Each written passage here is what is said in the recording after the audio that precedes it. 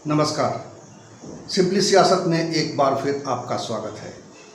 Simply सियासत में आज मैं एक नई कहानी के साथ आपके सामने हाजिर हूँ और कहानी का शीर्षक है बगावत।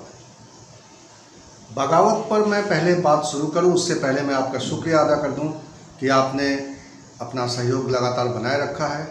आप लगातार हमें सब्सक्राइब कर रहे हैं, हमारे वीडियो को लाइक कर रहे हैं। मैं आपसे अनुरोध जारी रखूँगा कि आप इसे शेयर भी करें, क्योंकि मैं जो सिंपली सियासत में आपको बताने की कोशिश करता हूँ उसका फोकस सिर्फ किसी खबर पर नहीं होता है, बल्कि उस खबर से जुड़ी हुई मूल जो समस्या है, मूल जो आधार है उसका, और उस पर हमारा आपका क्या नज़रिया होना चाहिए, क्या दृष्टिकोण होना चाहिए और कैसे हमें आगे बढ़ना चाहिए, इसको लेकर मैं बात करता हूँ। तो आज मैं बगावत में जो कहानी आपको कहने जा रहा हूँ, थोड़ा शायद आपको अनुमान हो गया हो कि बगावत कांग्रेस में हो रही है। सचिन पायलट जब ये बात कह रहे हैं कि वह भारतीय जनता पार्टी में नहीं जा रहे हैं, वह कांग्रेस में है कि नहीं है ये नहीं कह रहे हैं, लेकिन वो जो इशारा कर रहे हैं वो कह रहे हैं कि वो भारतीय जनता पार्टी में नहीं जा रहे हैं। अभी तक उनकी पूरी बात सामने नहीं आई है, वो मीडिया के सामने नहीं आया है, क्योंकि पहले उन्होंने कहा था कि वो मीडिया के सामने आएंगे और अपना पक्ष रखेंगे, लेकिन जब तक वो मीडिया के सामने नहीं आए हैं और उन्होंने जो ये बात कही है उसका मतलब ये है कि वो भारतीय जनता पार्टी में अभी जाने का मन नहीं बनाया है उन्होंने। और वो जो कांग्रेस उनको पेंट करना चाहती थी, ज्योतिरादित्य सिंधिया की कहानी है, दूसरी कहानी है, जो मध्य प्रदेश वाली ही कहानी राजस्थान में बन गई है, ऐसा बताने की कोशिश हो रही थी। दरअसल बात ये नहीं है। ये समझने की ज़रूरत है कि सचिन पायलट क्या कांग्रेस में अकेले नेता हैं जो कांग्रेस में इस तरह की स्थिति को लेकर एक विद्रोही तेवर के साथ सामने आए हैं, यानी बागी बनकर सामने आए हैं। आप देख रहे हैं कि सचिन पायलट के जो प्रकरण सामने आने के बाद कांग्रेस के नौजवान नेता किस तरह से बातें कर रहे हैं, क्या अपनी बात वो मीडिया के सामने रख रहे हैं, ट्विटर के माध्यम से रख रहे हैं। प्रिया दत्त क्या बात कर रही हैं, संजय निरुपम जो महाराष्ट्र में कांग्रेस की ताकत माने जाते हैं, कांग्रेस का चेहरा माने जाते हैं, वो क्या कह रहे हैं। उत्तर प्रदेश में जितिन प्रसाद क्या कह रहे हैं, और भी जो नौजवान नेता हैं वो क्या कह रहे हैं। यानी कांग्रेस में जो युवा नेतृत्व है, जो नौजवान लोग हैं, वो कहीं ना कहीं एक बगावत वाले स्वर में सामने आए हैं। और ये कहानी जो है अब ज्योतिरादित्य सिंधिया जैसी कहानी फिलहाल नहीं दिखाई देती है। तो अब ये समझना पड़ेगा कि कांग्रेस नेतृत्व जो है किस तरीके से इस समस्या का निपटारा करे। हालांकि शुरुआती जो रिएक्शंस हैं कांग्रेस की ओर से, उन्होंने कांग्रेस ने रिएक्शन में सचिन पायलट को पार्टी से बाहर कर दिया, उनको उनके पद से हटा दिया। लेकिन अब एक बार फिर कांग्रेस उनको आमंत्रण दे रही है कि वो भारतीय जनता पार्टी के चंगुल से निकलें और वो अपने घर वापसी करें। तो ये कांग्रेस का ऑफर जो है, ये क्या दिखावे का ऑफर है या कांग्रेस को अपनी गलतियों का एहसास हो रहा है। कांग्रेस का मतलब ये कि जो कांग्रेस का केंद्रीय नेतृत्व है, क्योंकि एक बात हमें और आपको समझनी पड़ेगी कि कांग्रेस का जो नेतृत्व है वो कहीं ना कहीं इन दिनों कमज़ोर दिखाई दे रहा है, और इसकी वजह से जो एक कांग्रेस का राष्ट्रव्यापी स्वरूप है वो दिख नहीं रहा है। और उसी की वजह से कांग्रेस की जो है, कांग्रेस का प्रभाव जो है एक राजनीति में जिस तरीके का होना चाहिए वो प्रभाव में कमी आ रही है। और इसीलिए हम मानते हैं कि जब विपक्ष कमज़ोर होता है तो सरकारें निरंकुश हो जाती हैं, और इसीलिए हम विपक्षी एकता की बात करते हैं, विपक्षी ताकत की बात करते हैं। और इसीलिए कांग्रेस को लेकर जो चिंता है आज देश में, वो इसीलिए है कि हमारे देश का विपक्ष भी उतना ही मजबूत होना चाहिए जितनी ताकतवर सरकार है और सत्ता है। अगर सत्ता और सरकार के बराबर विपक्ष की ताकत कमज़ोर होती है, उसके मुकाबले उसकी ताकत में कमी आती है, तो निश्चित रूप से निरंकुशता बढ़ती है और लोकतंत्र कमज़ोर होता है।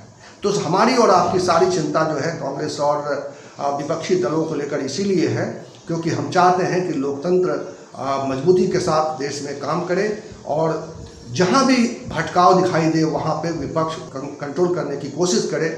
और इसीलिए हम चाहते हैं, और आप भी चाहते होंगे निश्चित रूप से, कि कांग्रेस जो है वो अपनी मजबूती से अपना काम करती रहे। और कांग्रेस में जब समस्या पैदा होती है, कांग्रेस में जब दिक्कतें पैदा होती है, कांग्रेस में जब इस तरह का विघटन पैदा होता है, इस तरह का टकराव पैदा होता है जिसमें सीनियर्स और जूनियर्स की लड़ाई बिल्कुल साफ तौर पर देखी जा सकती है, तो इसको लेकर कुछ बात करने की ज़रूरत है, कुछ समझने की ज़रूरत है। अब देखिए, पिछले समय से जो समस्या है कांग्रेस में वो ये कि जो कांग्रेस के जो क्षेत्रीय क्षत्रप हैं वो धीरे धीरे कांग्रेस पर अपने प्रदेश में प्रभावी भूमिका में आ गए हैं, काफ़ी प्रभावी भूमिका में आ गए हैं। केंद्रीय नेतृत्व के निर्देशों को मानने की ज़रूरत नहीं समझते हैं, या फिर कहिए कि उनको अपने जिद के आगे झुका लेते हैं। कहानी यहाँ से शुरू होती है मध्य प्रदेश से। मध्य प्रदेश में जब सरकार बनने की स्थिति आई, वहाँ मध्य प्रदेश, राजस्थान, छत्तीसगढ़ में जब चुनाव हुए तो छत्तीसगढ़ में तो कोई ज़्यादा अधिक समस्या नहीं थी वहाँ नेतृत्व को लेकर, लेकिन राजस्थान में और मध्य प्रदेश में ये समस्या सामने आई कि वहाँ का मुख्यमंत्री कौन होगा। कांग्रेस ने जो पहले एक साफ तौर पे ऐलान तो नहीं किया था, लेकिन एक जो उसका नज़रिया सामने आ रहा था वो कि वहाँ पे एक युवा नेतृत्व को जगह मिल सकती है, और इसलिए वहाँ के मतदाताओं ने ज्योतिरादित्य सिंधिया और राजस्थान में सचिन पायलट की ओर भी थोड़ा नज़र रखा। और देखा जाए तो इन दोनों के लिए भी एक जनमानस वहाँ तैयार हुआ था, लेकिन आखिरकार हुआ क्या? मध्य प्रदेश में कमलनाथ को सत्ता सौंप दी गई, जो व्यक्ति 70 साल का लगभग होने जा रहा था या हो चुका था लगभग। राजस्थान में भी सत्ता किसको सौंपी गई? अशोक गहलोत को। वहाँ 3 बार मुख्यमंत्री रह चुके थे, लेकिन और उनकी उम्र जो है 70 के आसपास लगभग हो चुकी थी, और उनको सत्ता दे दी गई। मैं नहीं कहता हूं कि ये सत्ता देना उनका गलत था, लेकिन कांग्रेस ने शायद अनुभवी नेताओं और युवा नेतृत्व के बीच में कहीं ना कहीं जो तालमेल कराने की कोशिश होनी चाहिए थी वो करने में कांग्रेस से चूक हुई।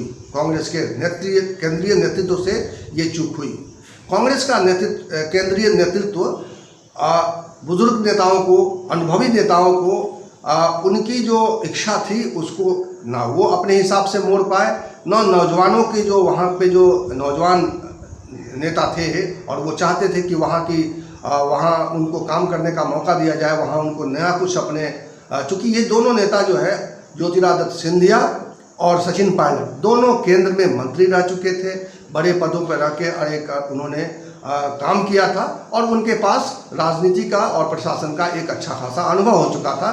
कांग्रेस चाहती तो उनको नेतृत्व देकर एक नई जनता के बीच में भी, आम लोगों के बीच में भी एक नया मैसेज देने की कोशिश कर सकती थी कि अब कांग्रेस जो है युवा नेतृत्व के हाथों में धीरे धीरे एक नई दिशा में बढ़ रहा है। लेकिन शायद कांग्रेस नेतृत्व ने इतनी दूरदर्शिता नहीं दिखाई, और दूरदर्शिता के अलावा वो तालमेल बैठाने में कहीं ना कहीं उससे चूक हुई।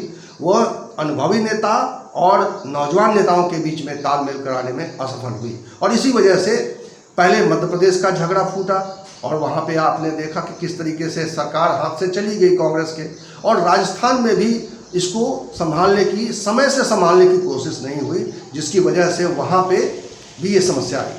अब केंद्रीय नेतृत्व की दिक्कत क्या है? केंद्रीय नेतृत्व की दिक्कत है सोच में दोहरापन। आप देखिए कि अगर आप केंद्र में अध्यक्ष के रूप में राहुल गांधी को चुनते हैं, तो राहुल गांधी को चुनने के साथ आप लोगों में, आप कांग्रेसियों में, आप आम लोगों में एक मैसेज देने की कोशिश करते हैं कि कांग्रेस नौजवान नेताओं की ओर बढ़ रहा है। अगर केंद्र में राष्ट्रीय अध्यक्ष के रूप में राहुल गांधी मजबूती से काम कर सकते हैं, उनको तमाम तरह के अवसर दिए जा सकते हैं, तो क्या क्षेत्र में या कहिए कि राज्यों में नौजवान नेतृत्व को ये मौका नहीं मिलना चाहिए था? क्या बुजुर्गों को उनका सहयोग नहीं करना चाहिए था? क्या उनको सीधे सत्ता में उनका बने रहना ज़रूरी है? ये सारे सवाल जो है आज पूछे जा सकते हैं, और कांग्रेस में आज युवा नेतृत्व यही सवाल शायद पूछ रहा है। देखिए, दुनिया में कोई ऐसी पार्टी नहीं है, कोई ऐसा संगठन नहीं है जिसमें नेताओं या उसमें काम करने वाले लोगों के बीच मतभेद नहीं है। मतभेद होते हैं और उन मतभेदों को दूर करना पड़ता है। राजनीति में हर व्यक्ति अपने लिए एक स्पेस ढूंढता है, और स्पेस के लिए वो संघर्ष करता रहता है, उसी में टकराव होता है। लेकिन ऐसे टकरावों को दूर करना, ऐसी समस्याओं का समाधान ढूंढना और विवादों का हल ढूंढना, ये नेतृत्व का काम है। तो राजस्थान में जो राजनीतिक संकट आया खड़ा है वो इतना बड़ा संकट भी नहीं है। सचिन पायलट और आदरणीय गहलोत जी के बीच एक विवाद चल रहा है, उन विवादों को, उन मतभेदों को दूर किया जा सकता है। अभी भी ऐसा मुझे सुनने को आ रहा है कि पार्टी में कुछ नेताओं की ऐसी सोच बनी है कि अगर सचिन को जाना है तो जाने दो। ये गलत है।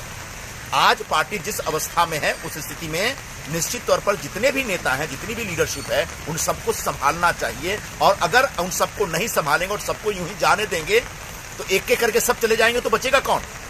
और यही समस्या है, कांग्रेस की मूल समस्या है कि कांग्रेस का केंद्रीय नेतृत्व कहीं न कहीं कमजोर पड़ गया है। जो इंदिरा गांधी के समय था, एक हाई कमांड सिचुएशन था कि इंदिरा गांधी या गांधी परिवार से जो मैसेज आता था, गांधी परिवार से जो संदेश जाता था, उसको मानने के लिए सबको बाध्य होना पड़ता था और किसी तरह का कोई विभेद नहीं होता था, उसको लेकर किसी तरह का विरोध नहीं होता था। लेकिन आज स्थिति बदल गई है।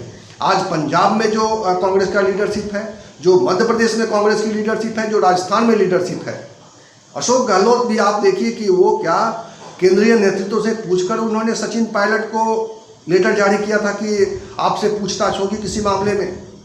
तो जाहिर है कि जो स्थानीय स्तर पे, जो क्षेत्रीय स्तर पे जो कांग्रेस की लीडरशिप है, जो सीनियर्स की, वो कहीं ना कहीं आला कमान से खुद को स्वतंत्र महसूस कर रही है। और ये वही स्थिति है जब कांग्रेस में अलग अलग तरीके का विभाजन देखने का आया। ये कांग्रेस की असली दिक्कत है। और या कहिए कि अपने केंद्रीय नेतृत्व में जो तमाम तरह की गलतफहमियां हैं, जो गलतियां हैं, या जो एक तरीका होना चाहिए था कांग्रेस को चलाने का, उस तरीके से कांग्रेस नहीं चल रही है। कांग्रेस का अध्यक्ष पद खाली है। कांग्रेस में कार्यकारी अध्यक्ष के तौर पे सोनिया गांधी काम कर रही हैं। वो बीमार रहती हैं, वो पूरे तरीके से पार्टी को समय नहीं दे पाती हैं। और इसके अलावा जो सीनियर्स की टीम है कांग्रेस में, जो एक महासचिवों की टोली होती थी, जो बाकी चीज़ों पर उनको अधिकार होता था कि वो क्षेत्रों में जो रीजन्स में जो लीडरशिप है उसके साथ उनका कोऑर्डिनेशन रहता था, उनको बाकायदा उन पर होल्ड रहता था, वो अपने हिसाब से उसको ऑपरेट करते थे और अल्टीमेटली वो कांग्रेस के केंद्रीय नेतृत्व के हिसाब से प्रदेश में कांग्रेस कमान को चलने के लिए मजबूर करते थे, उनको बाध्य करते थे। और इसीलिए एक अनुशासन बना हुआ था। ये अनुशासन कांग्रेस में कहीं ना कहीं भंग हुआ है और ये पूरा मामला अनुशासन के भंग होने का है। और देश की एक बड़ी पार्टी जिसका भारतीय जनता पार्टी के अलावा अगर कोई पार्टी है देश में अखिल भारतीय स्तर पे जिसका प्रभाव है, वह सिर्फ कांग्रेस है। और कांग्रेस का ये पराभव, ये विघटन कहीं ना कहीं चिंता पैदा करता है कि अगर देश में विपक्ष कमजोर हुआ तो लोकतंत्र कमजोर होगा। आज के इस वीडियो में इतना ही। आप हमारे साथ बने रहिए। हम इसी तरह के वीडियो जो मूल समस्याओं पर आधारित होंगे, जो सिर्फ एक घटना के बारे में हम बात नहीं करते हैं, हम समस्या की तह में जाकर हम आपको समझाने की कोशिश करते हैं, आपको बताने की कोशिश करते हैं कि राजनीति कैसे काम करती है और राजनीति में आपका किस तरह से इन्वॉल्वमेंट जरूरी है। मेरा मानना है कि अगर इस देश की जनता राजनीति नहीं करेगी तो इस देश का लोकतंत्र नहीं बच पाएगा, क्योंकि पार्टियां अपने हिसाब से राजनीति कर रही हैं, करेंगी कुछ और, दिखाएंगी कुछ और। तो अगर आप इस गहराई को नहीं समझ पाएंगे, अगर हम और आप राजनीति नहीं करेंगे, अगर हम और आप इस राजनीति को नहीं समझेंगे, इसको सामान्य और इसको सिंपल नहीं समझेंगे, इसको सरलता से नहीं समझेंगे, तब तक ये देश का लोकतंत्र असुरक्षित है। और इसीलिए मेरा ये सिंपली सियासत जो है, सिंपली सियासत सिर्फ एक खबरों का मंच नहीं है। हमारी कोशिश है कि मैं सियासत को साधारण तरीके से जन जन में पहुंचाऊं।